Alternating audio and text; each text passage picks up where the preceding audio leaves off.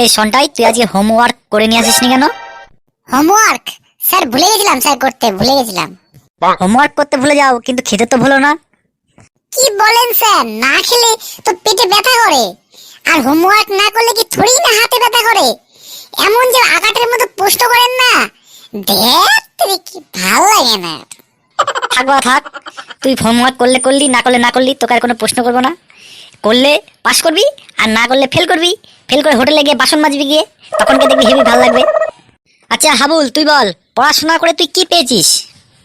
কি আর পেলাম স্যার, ওই বছর শেষে পুরনো বইগুলো বেচে কয়েকটা টাকা পাই, ওই তিলের খাজা আর পাপড় ভাজা খেতে খেতেই চলে যায়, বুঝলেন তো স্যার।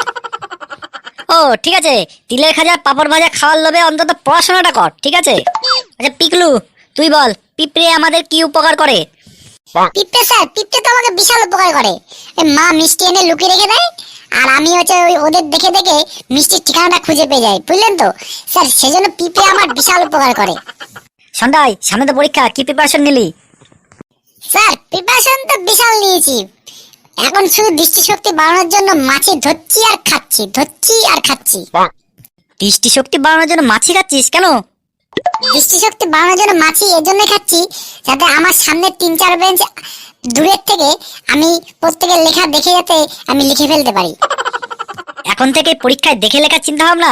দাঁড়া, তোকে অফিস ঘরে বসিয়ে আমি গাড়ি থেকে তোর পরীক্ষা নেবো, দাঁড়া দেখি তুই কি করে লিখিস।